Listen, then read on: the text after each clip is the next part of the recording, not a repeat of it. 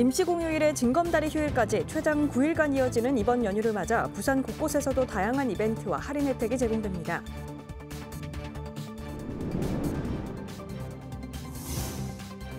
옛 덕천여중 자리에 가상현실과 로봇, 인공지능 등 디지털 기반 신기술 교육 공간인 소프트웨어 AI 교육 거점센터가 문을 열었습니다.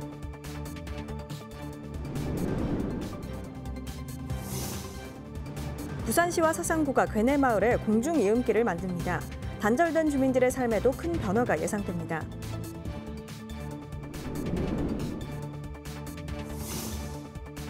부산시 교육감 재선거에 출마할 후보들 윤곽이 드러나고 있습니다.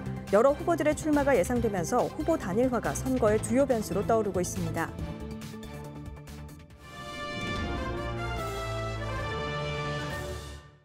여러분 안녕하십니까? BTV 뉴스입니다. 첫 소식입니다. 한 여행 플랫폼에 따르면 설 연휴 기간 가장 인기 있는 국내 여행지로 부산이 선정됐는데요.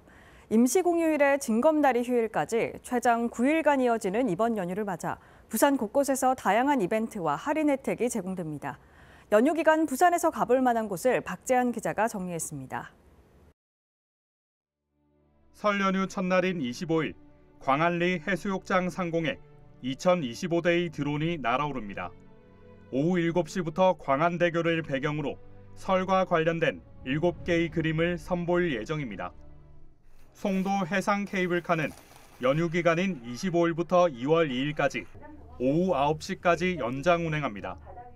송도 스카이파크 광장에서는 전통놀이 체험이 펼쳐집니다.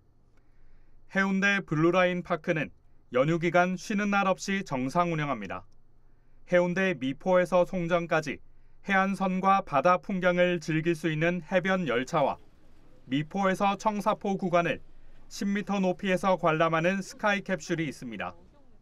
부산시는 설 연휴 국내외 관광객들이 부산에서 보낼 수 있도록 3억 원을 투입합니다. 시는 2025매 한정으로 24,900원에 부산 시티 투어와 태종대 다누비 열차, 부산타워, 낙동강 생태 탐방선을 즐길 수 있는 2만 원의 행복 패키지 상품을 판매합니다. 또 오는 31일까지 시티투어 서부산 테마노선 탑승객을 대상으로 부산타워를 함께 이용하면 입장권을 각각 50% 할인해줍니다. 숙박 할인도 제공합니다. 오는 2월 21일까지 5,400매의 쿠폰을 발행해 5만 원 이상 부산 지역 숙박을 결제하면 2만 원을 할인해줍니다. BTV 뉴스 박재한입니다. 하늘 높은 줄 모르고 오르는 물가 때문에 설 명절을 준비하는 마음이 무거우실 겁니다. 하지만 전통시장에서 장을 보면 부담을 덜 수 있다고 하는데요. 국산 농축산물을 구입한 소비자들에게 1인당 최대 2만 원까지 온누리 상품권으로 환급해준다고 합니다. 알뜰한 소비 방법을 이재문 기자가 알려드립니다. 설 명절을 앞둔 안양의 한 전통시장. 명절 상차림을 준비하는 발걸음이 시작됐습니다. 겨울 추위에도 대형마트보다는 전통시장을 찾는 이유가 있습니다. 전통시장 찾는 건 물건도 좀 저렴하고 또 싱싱하고 물건도 많고 또 구경도 할 겸 해서 자주 와요. 소상공인 시장진흥공단이 올해 설 차례상을 차리는데 드는 비용을 조사했더니 전통시장이 대형마트보다 20.3% 저렴한 것으로 나타났습니다. 특히 이번 설에는 전통시장에서 우리 농산물과 축산물을 구입하면 온누리 상품권으로 환급받는 기회가 있어 더 알뜰한 소비가 가능합니다. 한 시장에서 3만 4천 원 이상을 구입하면 만 원을, 6만 7천 원 이상을 구매하면 2만 원을 온누리 상품권으로 환급해줍니다.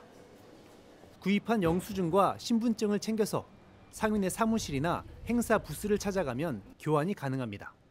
구입한 당일에만 환급해주고 행사 기간 동안 1인당 한 번의 기회만 있기 때문에 결제를 각각 나눠서 하는 것이 현명합니다.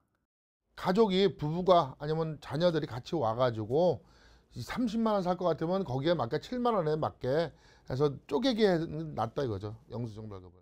온누리 상품권 환급 행사는 23일부터 27일까지 서울 수유시장과 광명 전통시장, 인천 모래내시장과 천안 중앙시장, 전주 남부시장과 대구 서문시장, 부산의 수영 팔도시장 등 전국에 160개 전통시장이 참여합니다. BTV 뉴스 이점입니다. 옛 덕천여중 자리에 디지털 기반 신기술 교육 공간인 소프트웨어 AI 교육 거점센터가 문을 열었습니다. 가상현실과 로봇, 인공지능 등 부산 지역 학생들이 미래 사회가 요구하는 디지털 역량을 키울 수 있는 거점 역할을 할 것으로 기대를 모으고 있습니다. 박재한 기자입니다. 사족 보행이 가능한 로봇개입니다. 사람의 말을 인식하고 계단 오르내리기는 물론 전후방 장애물도 감지할 수 있습니다. 의료와 교육, 공공안전 등의 활용이 기대됩니다. 폐교된 덕천여중 자리에 첨단 디지털 교육 공간인 소프트웨어 AI 교육 거점센터가 문을 열었습니다. 학교가 없어지면 그 지역이 죽지 않습니까? 그래서 우리가 서부산도 살릴 겸 소프트웨어 AI 센터를 만들게 계획을 했습니다. 다만 이제 소프트웨어 AI가 우리 미래 교육의 핵심이다. 그때 부산에 이런 시설이 전혀 없었습니다. 그래서 교원 연수나 학생들 실습 체험을 전혀 할 수 있는 공간이 제대로 된 게 없었습니다. 센터는 지상 4층, 연면적 7,200여 제곱미터 규모입니다. 가상현실과 로봇, 게임, 인공지능, 코딩 등 디지털과 관련한 다양한 주제의 교육 체험 시설로 채워졌습니다.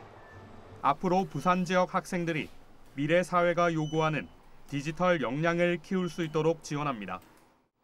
여기서 교원들의 소프트웨어 AI 관련해서 활용 연수, 그다음에 학생들이 또 그걸 직접 사용할 수 있는데 각 학교마다 그런 좋은 시설을 갖추기 어렵습니다. 그래서 여기서 있는 시설을 활용해서 학교 단위에서 여기 와서 수업도 하게 되고 또 체험도 하게 되고 그런 시설로 아마 우리 부산의 소프트웨어 AI 교육의 메카가 되지 않을지 그렇게 기대하고 있습니다. 시교육청은 연말까지 초중고 650학급 13,000명을 대상으로 교육 프로그램 등을 제공하고 5월과 11월에는 디지털 체험 페스티벌도 개최할 예정입니다. BTV 뉴스 박찬입니다. 사상구 괴법동에 있는 괴내마을은 경부선 철도와 백양대로 사이에 있어 주민들의 이동권에 많은 제약이 있었는데요. 부산시와 구가 마을의 외부와 연결하는 공중이음길을 만들기로 해 주민 편의는 물론 인구 유입으로 인한 마을 활성화가 기대되고 있습니다. 김석진 기자의 보도입니다. 사상구 괴법동의 괴내마을. 마을을 둘러싼 차로와 철로로 외부와 고립된 형상입니다. 최근 생태문화마을 조성 사업으로 환경 개선에 나섰지만 이동 환경은 여전히 제자리 걸음입니다. 이에 사상구는 부산시의 15분 도시 정책 공모에 괴내마을과 사상공원을 잇는 보행로 개선 사업을 신청했고 지난 16일 기공식을 가졌습니다. 이번 사업은 마을 중심의 녹지에 전망대를 세우고 사상역 6교와 백양대로를 연결하는 보행로를 만드는 겁니다. 보행로 길이는 약 200m로 전망대엔 엘리베이터도 설치됩니다.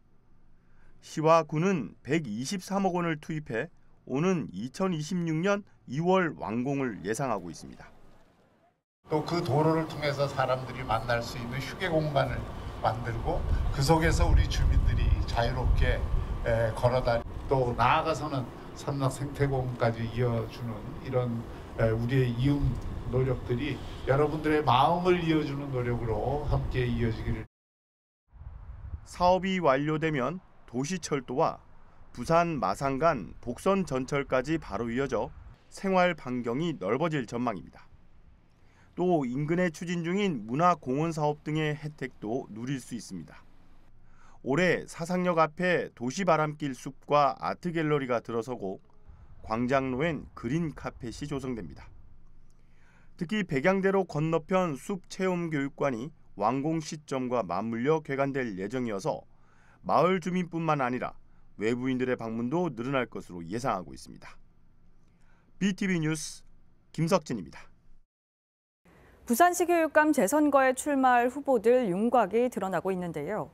앞으로도 여러 후보들의 출마가 예상되면서 후보 단일화가 선거의 주요 변수로 떠오를 전망입니다. 김윤정 기자의 보도입니다. 하윤수 전 부산시 교육감의 당선 무효형 선고로 치러지게 된 부산시 교육감 재선거. 선거는 선거법상 오는 4월 2일로 예정돼 있습니다. 다만 헌법재판소의 대통령 탄핵 심판 결과에 따라 대선과 함께 치러질 수도 있습니다. 일단 1월 17일 기준 중앙선거관리위원회 부산시 교육감 재선거 예비후보로 등록한 후보는 모두 3명입니다. 전영근 전 부산시 교육청 교육국장, 박종필 전 부산시 교원단체 총연합회 회장, 차정인 전 부산대학교 총장이 선거에 뛰어들었습니다. 이 밖에 자천 타천으로 거론되는 보수 진보의 여러 후보들이 출마 채비를 서두르고 있는 것으로 전해졌습니다.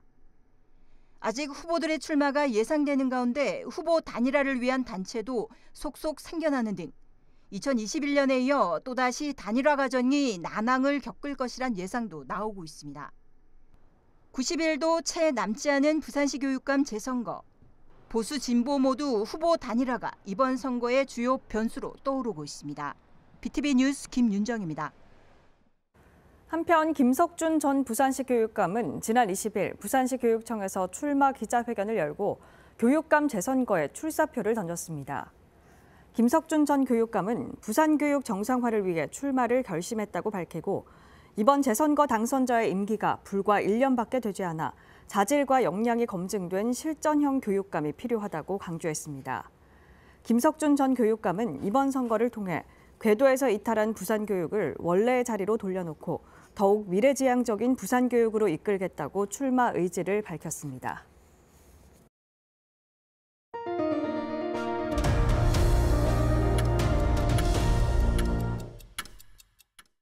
부산시 교육청은 대중교통 이용이 불편한 농어촌 지역 학교에 근무하는 교직원을 대상으로 올해 3월부터 교통비를 지원하기로 했습니다. 대상은 강서구와 기장군 지역 36개 학교로 실제 거주지와 학교 간 거리가 편도 10km 이상이면 1인당 매월 10,000원을 맞춤형 복지 포인트로 지급합니다. 시 교육청은 올해 사업을 모니터링해 연차적으로 지원 대상을 확대할 예정입니다. BTV가 새해를 맞아 각 지자체의 올해 목표를 들어봤습니다. 강서구는 지금 진행되고 있는 대규모 국책 사업들이 올바른 방향으로 추진되도록 지자체가 할 수 있는 최선의 역할을 하겠다는 방침인데요. 도시개발 속도에 걸맞게 문화와 교통, 교육 인프라들을 빠르게 조성해 간다는 계획을 밝혔습니다. 장동원 기자입니다. 김영찬 강서구청장은 지난 한 해 성과로 명지 지역 스포츠센터 조성 추진과 대저 생태공원 파크골프장 확장 등 체육 인프라 확충을 꼽았습니다. 또 가덕신공항과 에코델타시티 등 대형 국책 사업에 강서구 의견을 반영시켜온 점을 비롯해 부족한 대중교통을 확대하는 성과를 보였다고 밝혔습니다. 시내버스가 커버하지 못하는 곳을 마을버스를 대대적으로 개편해서 개선을 했습니다. 그러면서 좀 부족한 부분이 있어서 일명 다람쥐 버스라고 해서 우리 강서구만 가지고 있는 한정된 마을버스입니다. 이 10대를 작년 6월에 개통한 것도 큰 성과라고 하겠습니다. 올해는 침체된 지역 경제를 되살리기 위해 재정 집행에 속도를 낸다는 방침입니다. 빠른 인허가와 선결제를 진행하고 소상공인 지원, 기업하기 좋은 환경 조성에 역점을 두겠다고 밝혔습니다. 또 신도시 정주 환경 개선을 비롯해 인구 증가에 발맞춰 교육 환경과 육아 정책 개선에도 집중한다는 계획입니다. 특히 낙후된 강서구 문화 인프라에 대해선 오는 3월 개관하는 낙동 아트센터로 강서구 문화 수준이 한층 높아질 것으로 기대했습니다. 오로지 클래식 전용으로 만들었습니다. 문화 인프라가 매우 따라가는 속도가 늦다는 부분에 대한 저의 약점을 이 극장이 들어서면서 단번에 문화 수준을 올릴 수 있고 앞으로 대한민국에서 굉장히 훌륭한 클래식 공연을 만날 수 있는 장소가 앞으로 여기가 되리라고 저희는 기대하고 있습니다. 교통 문제에 대해선 대저대교와 엄궁 장락대교가 올해 본격적인 공사에 들어가고 하단 녹산선 건설 사업이 순조롭게 진행되고 있다고 밝혔습니다. 그러면서 현재 확정된 명지국제신도시 세계역 지하화 계획에 더해 지하 구간을 확대하고 정차역 신설도 추진하겠다는 입장입니다. 하단부터 선악동강을 건너서 신호로 갈 때까지는 완벽하게 다 지하가 되는 게 우리의 목표고 또 사업 과정에서 사라졌던 진목역, 진목역을 반드시 살리는 여러 부분들에 대해서 저희가 토목학회와 연구한 방법을 부산시와 부산교통공사에 전달을 했고 김영찬 강서구청장과의 신년 대담은 오는 29일 BTV를 통해 방송될 예정입니다. BTV 뉴스 장동원입니다. 지역 소상공인과 자영업자를 돕기 위한 착한 결제 캠페인이 좋은 반응을 얻고 있습니다. 부산에서는 사하구에 이어 15일 연제구 연일시장에서 지역의 한 민간 기업이 선결제 캠페인에 참여했는데요. 침체된 지역 상권에 활력을 불어넣을 수 있을지 주목됩니다. 송태웅 기자의 보도입니다. 지역기업 대표와 임직원들이 연제구 연일골목시장을 찾았습니다. 온누리 상품권으로 옛날 과자를 구매하고 횟집과 건어물 가게를 돌며 카드 결제를 이어갑니다. 불경기로 침체된 상권에 작은 활력을 불어넣기 위한 부산형 착한 결제 캠페인의 일환인데 상인들에게 큰 도움이 되고 있습니다. 조그만한 금액이라도 이렇게 오셔가지고 해주시는 거에 대해서 보고 있으면은 저희들한테 어느 정도는 도움이 되고 또 이런 자리가 이런 추석이나 이런 구정이나 명절뿐만이 아니고 이제 자주자주 있으면 저희들한테 더 많이 도움이 되겠죠. 착한 결제 캠페인은 지난달 박형준 부산시장과 상공회의소 회장의 남항시장 방문을 시작으로 사하구를 거쳐 연제구가 순번을 이어받았습니다. 이날 캠페인에서 선결제한 금액만 170여만 원. 민간 기업이 참여해 기존 가격보다 많은 금액을 계산하고 이후에도 시장 방문 횟수를 늘려 선순환 구조를 만드는 게 핵심입니다. 경제에 조금이나마 도움이 되고자 하는 이 캠페인이 더욱 활성화되는 그런 계기가 되었으면 합니다.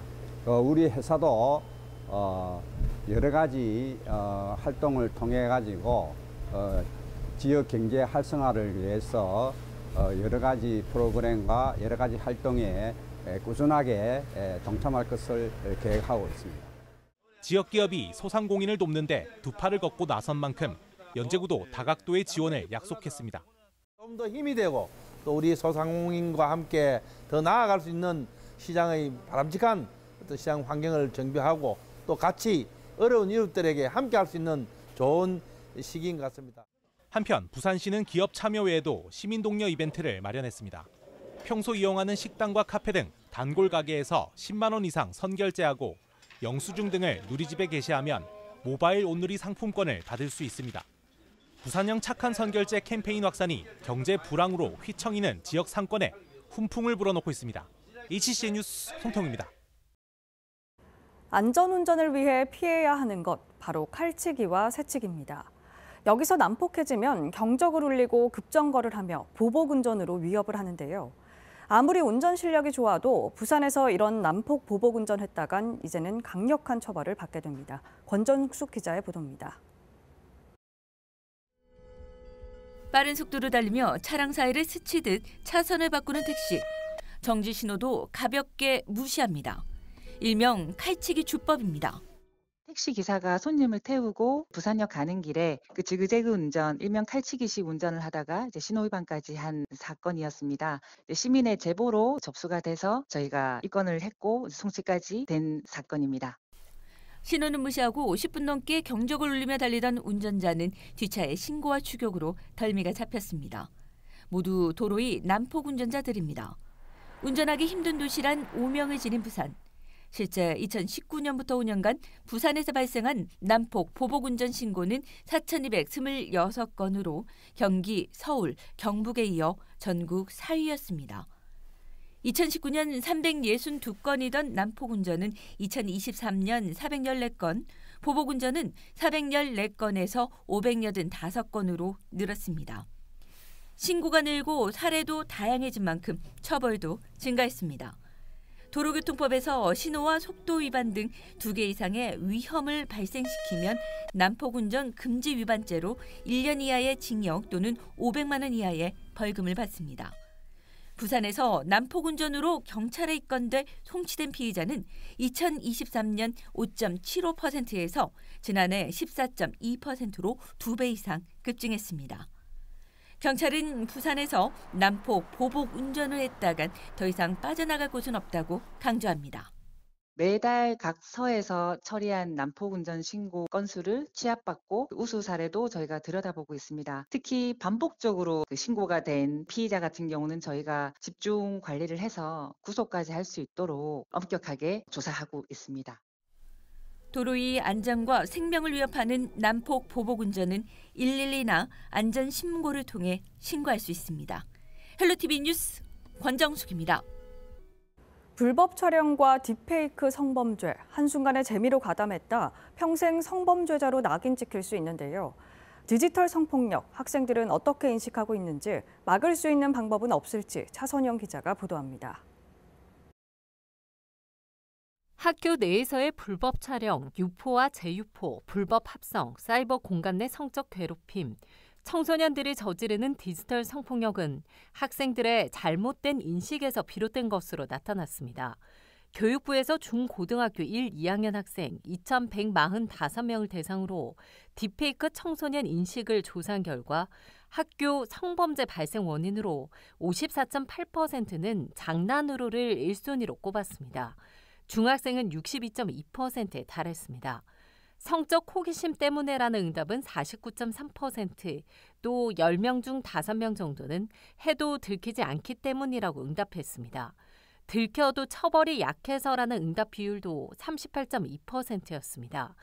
이런 이유로 실제 지난해 1월부터 10월까지 딥페이크 범죄에 가담한 수사 피의자 506명 중 10대가 411명, 81% 이상이었습니다. 처벌보다 예방이 중요하다는 점이 강조되고 있지만 학생들은 예방 교육을 받은 적이 있냐는 질문에 51.6%만 교육을 받은 적이 있다고 답했습니다.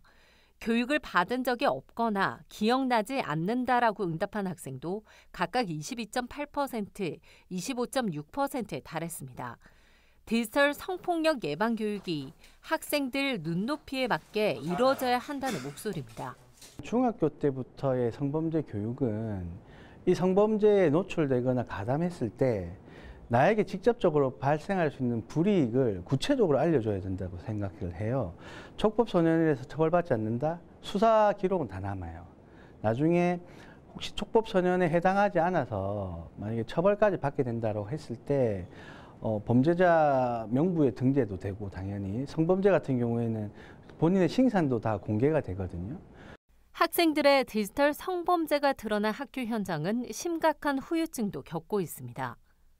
충분히 잘 알고 있었던, 내가 가르치던 학생에게서 나의 몰래 사진을 찍었다든지 아니면은 나에 대한 입에 담지 못할 욕을 SNS에 올렸다든지 하는 것은 이게 알고 내가 제자로 아꼈던 학생으로부터 받는 그런 마음은 좀 모르는 지나가던 범죄자에 의한 피해와 좀 겪게 되는 마음의 정도가 깊이가 다른 것 같거든요. 부산교육청에선 학생들의 불법 촬영과 딥페이크 관련 성범죄를 예방하기 위해 교육 콘텐츠를 만들어 SNS를 통해 배포하고 찾아가는 법교육 등을 운영하고 있습니다. 하지만 디지털 기기의 확산, 생성형 AI 발달 등으로 학교 현장에 스며든 디지털 성폭력을 뿌리 뽑기는 쉽지 않은 상황입니다. 헬로티비 뉴스 차선영입니다.